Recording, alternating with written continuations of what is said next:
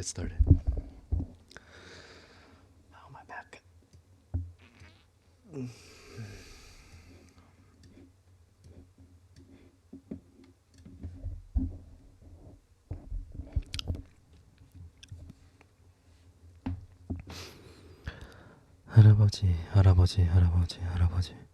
할아버지에게 전화가 걸려온 건 오후 3시였다. 나는 그때까지도 일어나지 못하고 있었다. 여보세요. 너 아직까지 자는 거냐? 내 집 앞이다. 비가 내리는 11월이었다. 전화를 끊고 핸드폰을 보니 아침 8시부터 할아버지에게서 5통의 부재중 전화가 와 있었다. 언제부터 기다린 것인지 알 수가 없었다. 할아버지의 황토색 베레모가 축축하게 젖어 있었다. 코와 귀가 빨갰다. 한층에 몇 명이나 사는 거냐? 할아버지는 복도를 지나며 양옆으로 붙어있는 방문들을 보고 쯧쯧 혀를 찼다. 나는 방으로 들어가서 책상 의자를 빼서 할아버지 쪽으로 끌었다. 그깟 의자 필요 없다. 나는 바닥이 편하니. 나도 바닥에 앉자. 할아버지는 여자는 차가운 바닥에 엉덩이를 대면 안 된다면서 의자에 앉으라고 소리를 쳤다. 할아버지, 여기서는 조용히 말해야 돼. 방음이 잘 안 돼. 이연병할 소리. 할아버지는 무슨 문병 온 사람처럼 비타민 음료 한 박스를 들고 왔다. 나는 박스에서 병 하나를 꺼내서 할아버지에게 건넸다. 이딴 거 필요 없다. 너나 마셔. 내가 하도 바쁘다 해서 얼마나 바쁜지 알면 보러 왔다. 내가 어떻게 사는지도 궁금했고 별거 없구만. 기집애가 옷도 일에 없어서 남자나 한번 만나보겠어. 그딴 소리 할 거면 가. 할아버지가 서울 자취방으로 나를 찾아온 건 그때가 처음이었다. 할아버지의 자리는 우리 집 소파 위거나 할아버지 방의 옥장판 위였으니까. 그런 할아버지가 내 공간에 어색하게 앉아 있었다. 기차를 타고 지하철과 버스를 타고 비를 맞으면서까지 나를 보러 온 거였다. 그런 건 할아버지답지 않았다. 할아버지는 오라는 법은 있어도 발 뻗고 찾아가는 사람은 아니었으므로. 나는 이 글에서 여러 번 할아버지답지 않다는 말을 썼다. 그런데 이제는 내가 생각했던 할아버지는 그저 그의 일부분일 뿐이었으리라고 생각한다. 물리적인 시간으로 따져도 나는 그의 삶의 5분의 3을 알지 못한다. 할아버지도 결국은 그저 내 방을 잠시 지나쳐가는 뿐이었다. 속수무책으로 낯선 길에서 비를 맞아야 했던 노인, 다른 사람들 눈에는 아무것도 아닌 사람, 실패자 중에 실패자로 기억될 그 낯선 노인이 내 눈앞에 앉아서 딴청을 피웠다. 직장에 나간 엄마 대신 나를 업어 키운 그였다. 그의 돌봄으로 뼈와 살이 여물었고 피가 돌았다. 효도는 이데올로기에 불과하다고 말하는 사람들 속에서도 나는 할아버지에 대한 부채감을 느꼈었다. 물질적으로나 정신적으로나 나는 그에게 해준 것이 없었다. 그래서 그에게 더 등을 돌리려고 했는지도 몰랐다. 할아버지가 주머니에서 주섬주섬 뭔가를 꺼내더니 내 손에 쥐어줬다. 아직 채 뜯기지 않은 편지 봉투였다. 쇼코야. 쇼코가 우리에게 다시 편지를 보냈다. 할아버지는 속주머니에서 다른 편지 봉투를 꺼내서 자랑하듯이 그 안에 든 작은 팸플릿과 폴라로이드 사진 편지기를 보여줬다. 코팅되어 있는 하늘색 팸플릿의 맨 앞장에는 하얀 가운을 입은 여자 둘과 남자 하나가 붙고 있었다. 가운데의 중년 여자가 원장 같았고 양쪽의 남녀는 20대로 보였다. 그 젊은 여자가 쇼코였다. 볼의 젖살은 다 빠졌고 머리카락과 눈썹은 갈색으로 염색되어 있었다. 볼에는 분홍색 블러셔를 과하게 발라서 얼굴이 온통 핑크색으로 보였다. 쇼코는 눈과 입을 있는 대로 과장해서 활짝 웃고 있었다. 폴라로이드 사진에서 쇼코는 발만 하얀색인 까만 고양이를 안고 있었다. 고양이는 눈을 감은 채 쇼코의 팔에 완전히 몸을 맡기고 있었다. 쇼코는 이 사진에서도 이를 보이며 크게 웃고 있었다. 쇼코는 고향에서 물리치료 선생이 됐다. 아주 좋은 병원이라지. 내가 그 병원으로 가면 할인을 해주겠다. 나오라나. 고작 이런 것 때문에 여기까지 왔어. 그냥 전화하지. 그냥 온 거다. 그리고 다시 침묵이 돌았다. 할아버지는 주머니에서 담배를 꺼내서 담뱃불을 붙이고 담배 끝을 쳐다봤다. 요즘 누가 방에서 담배를 피워. 집주인 알면 당장 쫓겨나. 할아버지는 내 말에도 굴하지 않고 두 번째, 세 번째 연달아 담배를 피웠다. 나는 잔소리를 하려다가 관두고 팸플릿 속에 쇼코의 얼굴을 보는 척했다. 무슨 말을 어떻게 해야 할지, 할아버지가 보내는 침묵의 의미가 무엇인지 알 수 없었다. 너 말이다. 이런 말은 처음 해보는데 나는 내가 이렇게 큰 사람이 될 줄은 몰랐다. 서울에 가서 공부도 하고 영화 감독도 되고 힘든 대로도 손 벌리지 않고 내 힘으로 살고 까짓것 다 무시하면서 내가 하고 싶은 대로 살지. 난 그거 멋지다고 본다. 할아버지는 담배를 커피 깡통에 비벼 끄더니 나를 물끄러미 쳐다봤다. 나에 대한 안쓰러움을 숨기는 얼굴이었다. 감정을 숨기는 연습이 잘 안 된 사람이어서 그런 감정이 얼굴에 그대로 비쳤다. 할아버지는 내가 소롱에 빠진 것을 알고 있었다. 아무도 나의 삶을 인정해주지 않는다는 것을 알았을 테니까 그런 식으로라도 나를 위로해주고 싶었겠지. 나는 할 말이 없어서 팸플릿을 보며 말했다. 얘는 화장을 무슨 기부키처럼 했대. 예쁘기만 하고만. 가부키든 경극이든 지가 하고 싶은 대로 하는 거지. 이 말을 하고 할아버지는 자리에서 일어났다. 뭐야, 왜 벌써 일어나?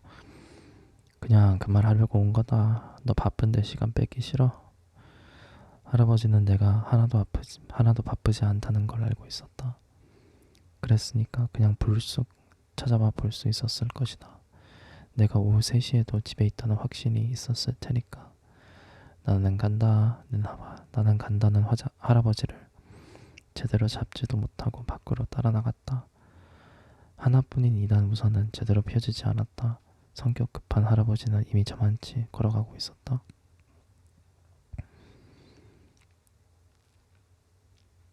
버튼을 누르면 자동으로 펴지는 우산이었지만 버튼도 듣지 않았고 수동으로 펴지지도 않았다. 비는 굵은 방울로 떨어져 내렸다. 이런 날씨에 우산 하나 제대로 챙겨오지 않은 할아버지에게 화가 났다. 골목 끝에 편의점이 있었지만 나에게는 우산을 살 만한 돈이 없었다.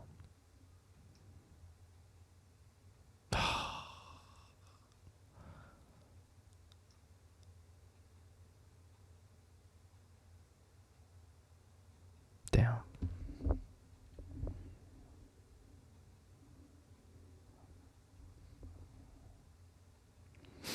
Oh, so sad. Holy crap.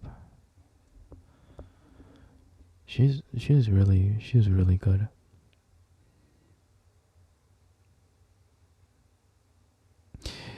Because she's not able to afford well, so she's her grandfather's, she was not able to reach for her grandfather sooner because of her financial inability. And she has a lot of she blames a lot on others. But then at the end of this paragraph, the last sentence, she says there was a convenience store in the corner, in the end of the corner. Yeah, end of the corner is more specific. But she didn't have money to buy an umbrella. So when she says that, she admits that she is in financial peril. But at the same time, it's sort of blaming. It's how I understand it is, she's blaming her grandfather, because she's saying that he is impatient. He's impatient. He didn't wait for her to follow him, and because of her financial inability to purchase another umbrella, if she had two umbrellas, the other one that is not functional, she wouldn't have wasted time in trying to open that one. She would have either ditched that one or opened another one, or she would have never had problems with the umbrella in the first place if she was successful, quote unquote, or she was able to have a meaningful, decent job. And this is her mixed feelings of just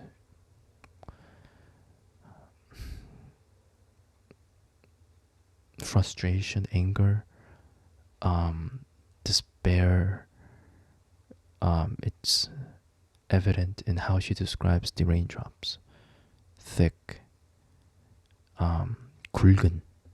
That means thick, but it can also have I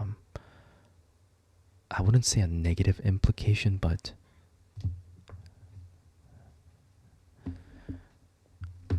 like what's that word? Oh my goodness. It's not intimidating, but it's something that like an impending kind of doom, like not necessarily doom, but like you see a wave of storm clouds coming in your direction, ominous. But it's not ominous. The thick raindrops is not ominous. It's just, I think it's you know when it's like the same kind of visual I understand as the rooms, the space kind of collapsing, as in no, not collapsing as in the room is getting smaller, like the claustrophobia kind of sense of frustration and inability to breathe properly, like that feeling of something being stuck in your throat.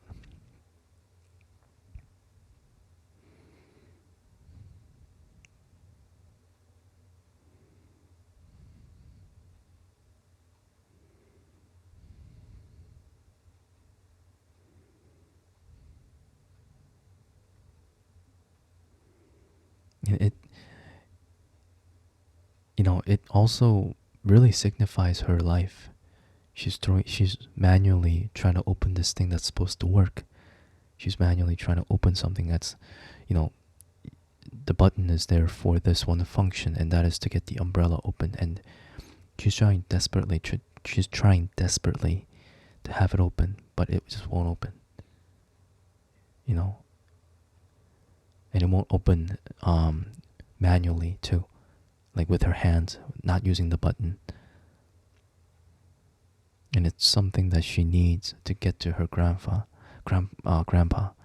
in order to help him to avoid the rain. It's really well done.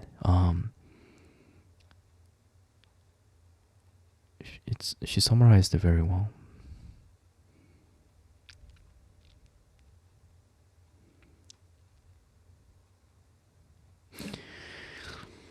Yeah, that's beautiful writing. 할아버지는 빠른 걸음으로 걸어가다가 뒤를 보더니 손을 흔들며 괜히 웃었다. 나는 고장난 우산을 들고 할아버지에게 뛰어갔다. 울음을 겨우겨우 참으면서 할아버지 앞에서 눈물을 보여서는 안 된다고 다짐하면서 나는 할아버지에게 우산을 건넸다.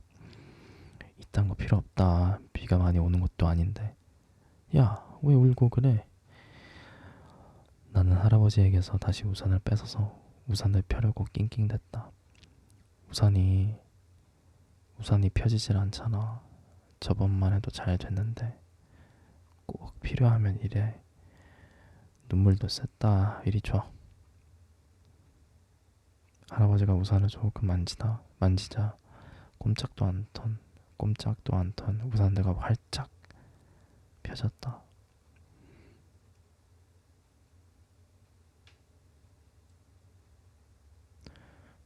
할아버지는 허허 웃으면서 나에게 우산을 씌워줬다. 할아버지가 쓰고 가라고 해도 막무가내였다. 비는 점점 더 거세졌다. 정류장까지라도 같이 가자고 하니 할아버지는 괜찮다고 그냥 이대로 가겠다고 말했다. 그 말을 하는 할아버지의 눈이 빨개졌다. 울고 싶으니까 그냥 풀어달라는 눈빛이었다. 나는 할아버지의 손을 놓았다. 할아버지는 뒤도 한 번 돌아보지 않고 곧장 앞으로 걸어갔다. 저렇게 제멋대로고 중동적이고 마음 여린 이상한 사람. 이상한 나의 할아버지. 저 엉망진창인 사람. 나는 할아버지의 모습이 사라질 때까지 할아버지가 씌워준 우산을 쓰고 그의 뒷모습을 바라봤다.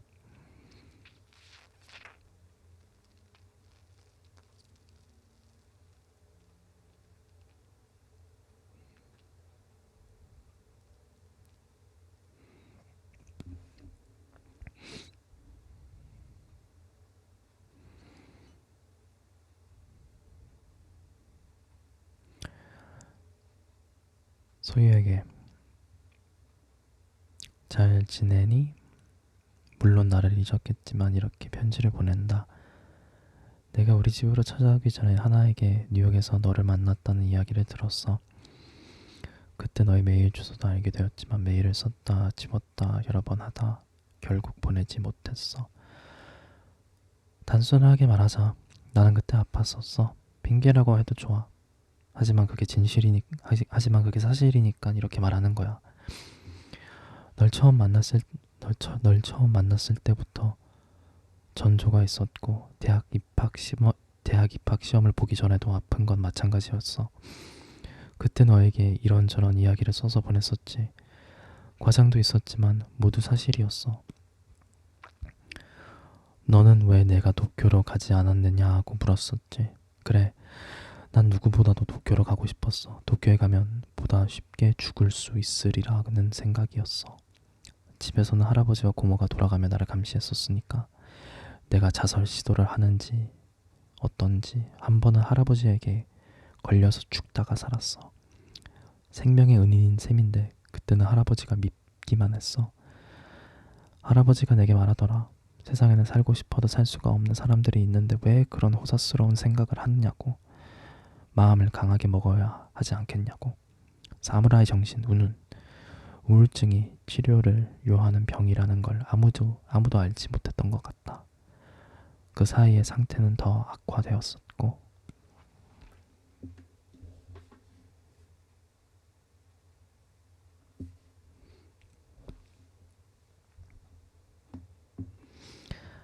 할아버지 때문에 도쿄로 가지 못한 게 아니야.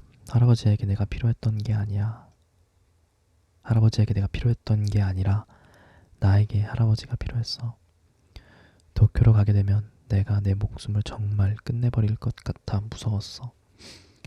집에서 자살 시도를 했을 때도 마음 깊은 곳에는 누군가 나를 구해주리라는 생각이 있었었나 봐. 겁이 났어. 그래서 고향에 머물렀던 거야. 나는 어떤 의미로든 할아버지와 고모에게 의존하고 있었어. 대부분의 시간은 무기력했고 가끔씩 정신이 맑아질 때는 내가 내 정신을 연료로 타오르는 불처럼 느껴졌어. 나를 포함한 세상 모든 것들이 화가 났어. 그렇게 화를 내고 보면 몸이든 정신이든 재처럼 부서져 버리는 거야. 그런 과정들을 반복했어. 사람들은 19, 20, 21을 아름다운 시절이라고 말하더라. 나는 하루하루 죽고 싶었던 기억밖에 없었는데도. 내가 우리 집에 찾아왔던 날이 흐릿하게 기억나. 약물 치료를 시작하던 즈음이었는데 널 보고 반가웠던 것도 걔였다면 오줌을 지렸을 거야. 너에게 내 스케치북을 보여줬던 것도, 너와 팔짱을 꼈던 것도, 너에게 나쁘게 말했던 것도 기억나. 약을 먹어서 멍한 상태였고 내가 나를 뿌리치는데도 그냥 무덤덤했었어. 내가 대문을 박차고 나가는데도 널 따라가야겠다는 생각도 못했어. 내가 짜잔 하고 다시 들어오리라고 생각했거든. 그렇게 마루에서 한참을 자고 일어났더니 해가 져 있더라. 그제야 내가 너에게 무슨 짓을 했는지 후회가 밀려왔어. 나는 너를 영영 잃어버린 거야. 날 용서해 주기를 바라는 건 아니야. 그냥 내 마음 편하려고 이런 편지를 썼다고 욕해도 좋아. 사실 그렇기도 하니까. 이제 조금은 내 마음이 편해지기를 바라. 종종 편지할게. 쇼코.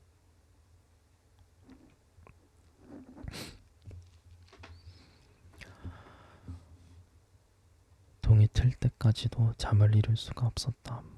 책상 의자에 꼬박 앉아서 창밖에 풍경이 검정에서 질 푸른색으로 밝은 노란색으로 바뀌는 모습을 물끄러미 바라봤다. 중고등학생들이 가방을 메고 학교를 가는 모습을 지켜볼 때쯤 엄마에게서 전화가 왔다. 엄마의 목소리는 낮게 잠겨 있었다. 어제 할아버지가 널 찾아가셨다고? 응. 넌 생각이 있는 애니 없는 애니? 80 다 먹은 노인네가 비 오는 추운 날에 서울까지 갔어. 너희 집에서 재워드릴 생각은 못할 망정. 밥도 한 끼 안 챙겨드리고 빈속으로 그냥 보내? 엄마는 여기까지 말하고 숨을 몰아쉬었다. 핸드폰 뒤편에서 내가 오고 싶었다니까 얼굴만 보러 간 거야. 애한테 왜 야단이야? 라는 할아버지의 목소리가 들렸다. 그게 그렇게 어려운 일이었어. 얼마나 대단한 일을 한다고 노인네를 찬 바닥으로 내모라. 아무리 철이 없어도 그렇지. 나는 아무 말도 하지 못하고 그냥 엄마의 이야기를 듣고만 있었다. 불안정한 엄마의 목소리에서 엄마가 단지 나의 잘못된 처신에 대해서만 분노하고 있지 않다는 걸 느꼈다. 엄마는 나에게 화를 내고 있었지만 동시에 할아버지에게 시비하고 있었다.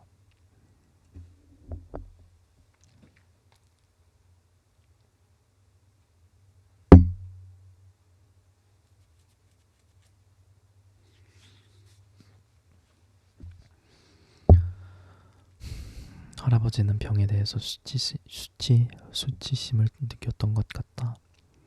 늙는 것에 대해서는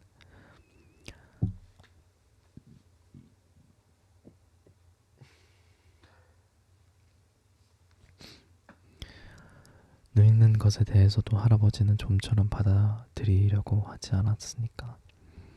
병든 노인 같은 건 멋지지 않다고 생각했던 것 같다.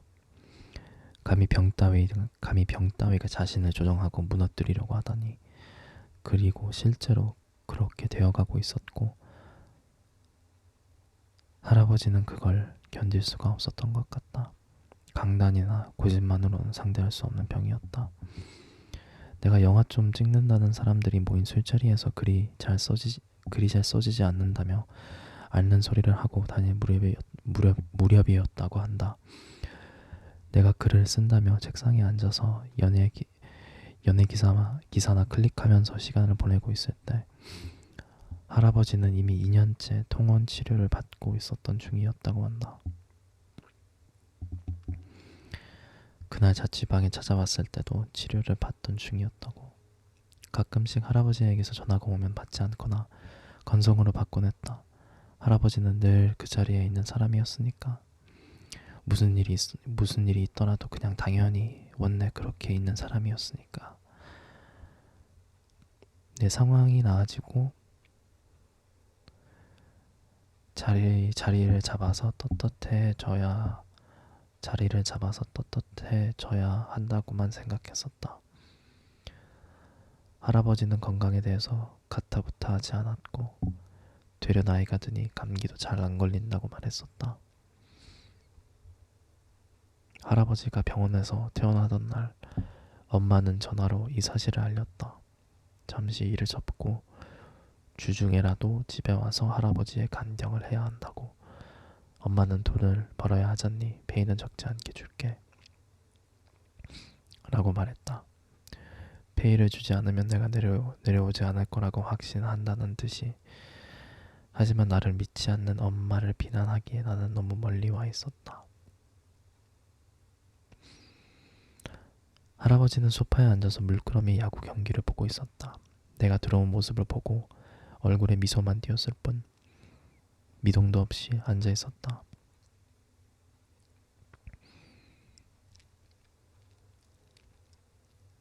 깡 마른 몸. 할아버지는 자취방을 찾아왔던 날에 썼던 황토색 베레모를 쓰고 있었다. 합성 피혁의 붉은색 소파는 할아버지의 뒤통수가 닿았던 자리가 벗겨져 검은 내피가 드러났다. 나는 할아버지 옆에 앉아서 룰도 알지 못하는 야구 경기를 보았다. 허벅지가 퉁퉁한 타자가 공을 치기 전에 발을 구르며 엉덩이를 실룩거렸다. 재미없어. 딴 거 봐. 거의 다 끝났다. 끝나는 것만 좀 보자. 나는 할아버지 손에서 리모컨을 빼앗아 채널을 돌려댔다. 정신없어. 보던 것 좀 보게 리모컨 줘봐. 한 번이라도 내가 리모컨 잡아본 적 있어? 지금까지 할아버지 보고 싶은 것만 보고 살았잖아.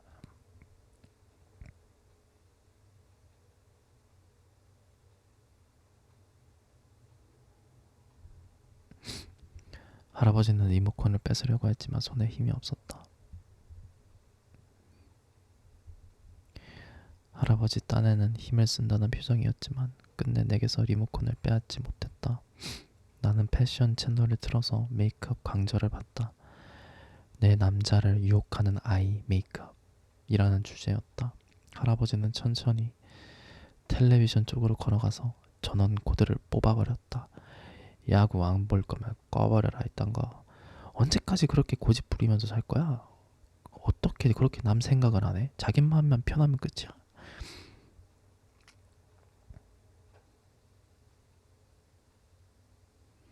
할아버지는 소파로 들어와서 고개를 숙이고 앉았다. 왜 처음부터 얘기를 안 했어? 옌병 쓸데없는 소리. 속 시원해? 결국 이렇게 돼서? 할아버지는 고개를 들고 내 얼굴을 바라봤다. 난 정말인지 괜찮을 줄 알았다. 무슨 말이라도 하고 싶었다. 하지만 턱도 벌릴 수가 없었다. 턱을 벌려 입을 열면 눈물이 쏟아져 내릴 것 같아서였다. 그제야 할아버지의 마른 얼굴이 눈에 들어왔다. 몸이 말라가고 피부가 누렇게 변해가는 건 알고 있었지만 그건 그냥 자연스러운 노화의 과정일 줄로만 알았다. 단지 그 노화가 조금 빠르게 진행된다고만 생각했다. 나 자신에게는 그리도 예민했으면서 할아버지의 상황에는 왜 그토록 무뎠었는지. 할아버지는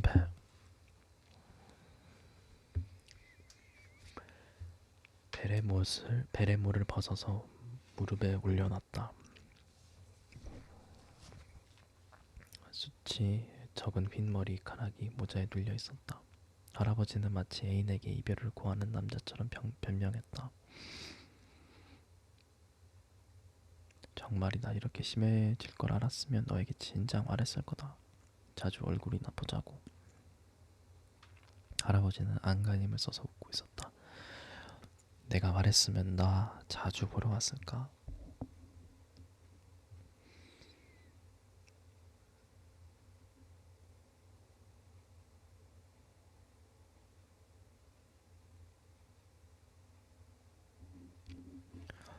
나는 대답 대신 할아버지의 머리를 꼭 안았다. 정수리에서 머리기름 냄새가 났다. 할아버지는 그렇게 65밤을 더 보내고 영면하셨다. 그 65날들만큼 하루하루를 깨어 살아본 적은 없다. 우리 셋은 보이지도 않는 법이라도 있는 것처럼 안방에서 함께 잤다. 할아버지가 장롱 쪽에서, 엄마가 문가에서, 내가 그 가운데에서 잤다. 불을 끄고 천장을 보면서 하던 이야기들, 그전에는 하지 못했던 말들, 하지 않아도 된다고 생각했던 말들도 용기를 내서 주고받았다. 마치 처음 사귀는 사람들처럼, 이제 막 말을 배우는 사람들처럼. 처음에는 할아버지와 내가, 또 나와 엄마가 대화를 주고받았다. 협탁 서랍에 있던 쇼크 편지는 어디에 뒀어? 그거 버렸지. 왜? 그냥 속이 상했었어. 할아버지는 왜 걔가 그렇게 좋아?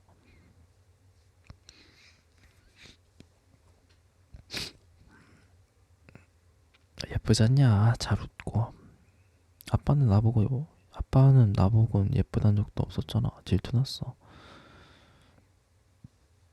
엄마가 끼어들어 말했다.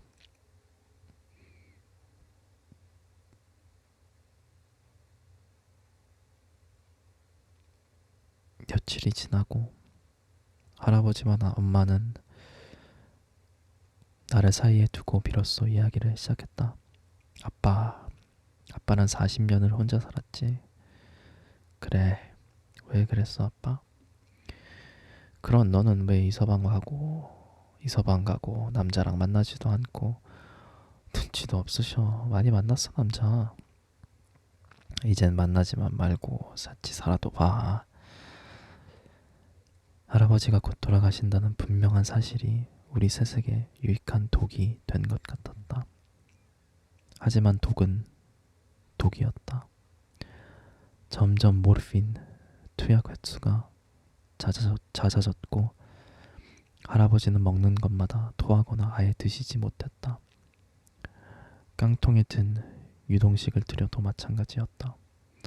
할아버지와 이야기하고 싶었다. 그냥 1-2시간만이라도 텔레비전을 끄고 서로의 얼굴을 마주보고 싶었다. 할아버지는 평생 좋은 소리 한 번 하는 법 없이 무뚝뚝하기만 했는데 그게 고작 부끄러움 때문이었다니. 죽음에 이르러서야 겨우 부끄러움을 죽여가며 나에게 이런저런 이야기를 하던 할아버지가 떠올랐다. 감정을 말로 표현하는 걸 사내답지 않다고 여기서 깔보던 시대에 태어난 사람이었다. 가끔씩 그런 통제에도 불구하고 비어져 나왔던 사랑의 흔적들이 있었다. 엄마와 나는 할아버지의 마지막 순간을 함께 지켰다. 그리고 이유만으로 나는 엄마의 상당 부분 용서했고 장례를 치르고 나서는 일상적인 대화를 할 수 있을 정도로 관계가 좋아졌다.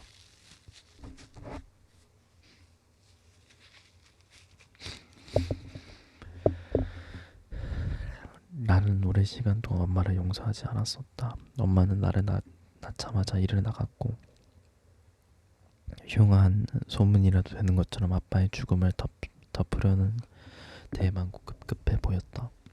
시간이 지나면서 나는 엄마가 나로부터 아빠에 대한 애도의 기회를 빼앗아갔다고 생각했다.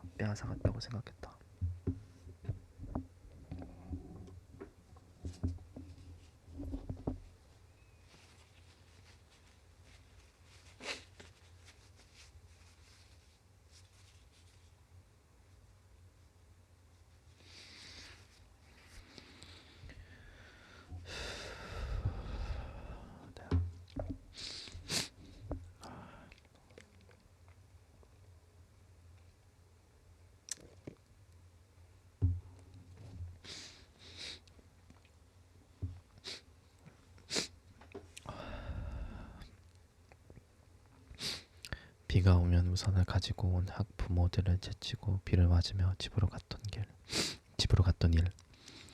현관문 열쇠를 목에 걸고 동네를 돌아가기 싫은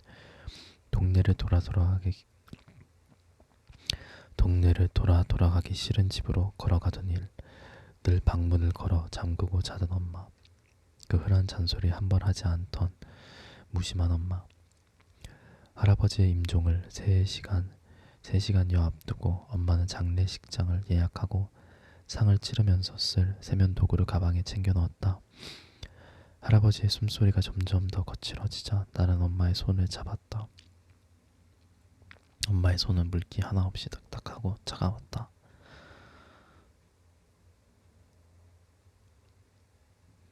할아버지의 숨이 멎자 엄마는 병원에 전화를 걸어 구급차를 불렀다. 목소리가 조금 떨렸지만 그뿐이었다. 내가 할아버지의 얇은 몸 위에 엎어져 울고 있을 때 엄마는 한 발자국 떨어져 서서 그런 할아버지와 나를 바라보기만 했다. 엄마는 울지 않았고 눈가에는 눈물조차 맺혀 있지 않았다.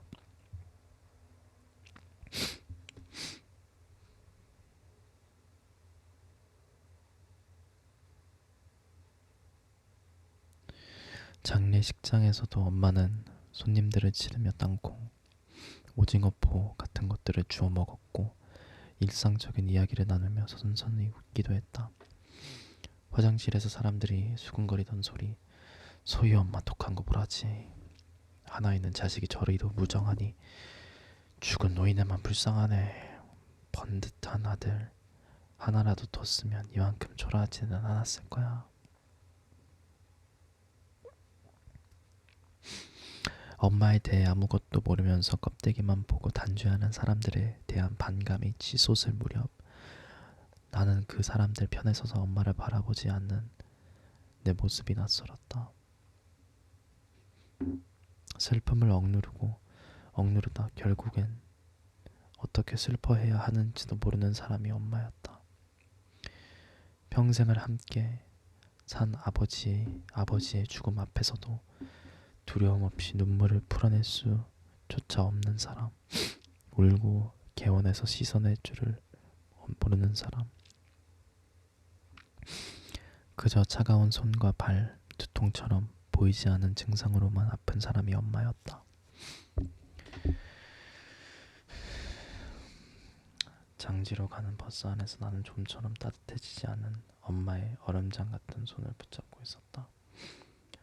엄마는 통통 부은 내 얼굴을 차갑게 바라봤다. 엄마의 흰자위는 하얗다 못해 파란빛이 돌았다. 울고 싶어. 그 말을 하며 엄마는 힘들게 웃었다. 다 묶이지 않은 머리카락이 이리저리 흘러내려와 있었다. 나는 주머니에서 실핀을 꺼내서 엄마의 비어져 나온 머리카락을 머리에 고정시켰다. 너도 엄마가 이상해 보이지? 나는 고개를 가로젓다가 끄덕였다.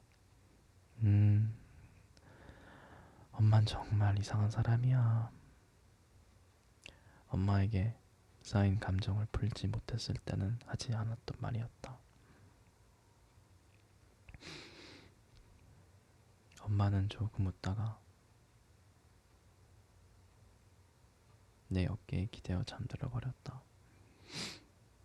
할아버지의 옷은 내 박스 정도로 정리를 해서 가까운 아름다운 가게에 기증했다. 구멍난 양말이며 얇아질 대로 얇아진 속옷, 기름때가 낀 플라스틱 빗, 밑창이 너덜너덜해진 운동화, 가죽이 허옇게 일어난 구두, 거의 다 쓴 코롱은 20리터짜리 종량제 봉투에 버렸다. 엄마는 별다른 고민 없이 할아버지가 80, 90년대의 프로야구 기사를 모아놓은 스크랩북도 종량제 봉투에 버렸다. 신문을 읽을 때 쓰던 돋보기 안경과 틀니는 납, 납골당 서랍에 넣기 위해 챙겼다. 평소에 쓰던 황토색 베레모, 여름철에 쓰던 중절모 하나, 두터운 펠트 천으로 만든 감색 중절모는 내 방에 가져갔다. 엄마는 납골당 안에 넣을 사진 3장을 고르라고 했다. 나는 햇살이 환하게 들어오는 방에서 아직 아기인 나를 안고 있는 할아버지의 사진을 골랐다. 그리고 엄마의 중학교 졸업식에서 엄마와 한 뼘 정도 거리를 두고 서 있는 할아버지의 사진을 집어들었다. 사진 속에서 엄마와 할아버지는 그 흔한 꽃다발도 없이 가지런히 두 손을 앞으로 모으고 카메라 앞에 서 있었다. 하지만 엄마와 나 할아버지 이렇게 셋이 찍은 사진은 고작 한 장뿐이었다. 우리 셋은 반통짜리 수박을 앞에 두고 어색하게 앉아있다. 할아버지가 가운데에서 입을 꽉 다문 채 설핏 웃고 있고 나는 한 손에는 수박을 나는 한 손에는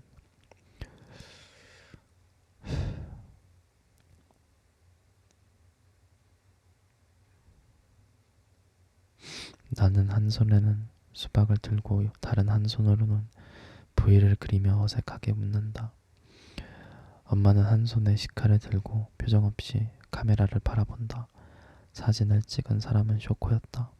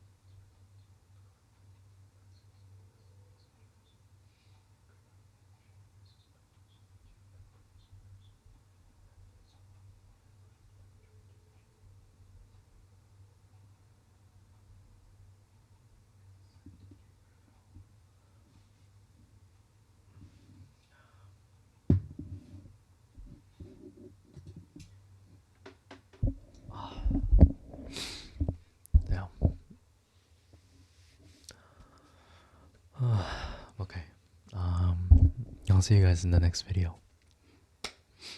I might actually read one more, but we'll see. I'm pretty tired.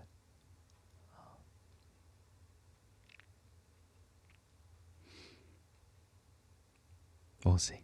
Anyways, bye.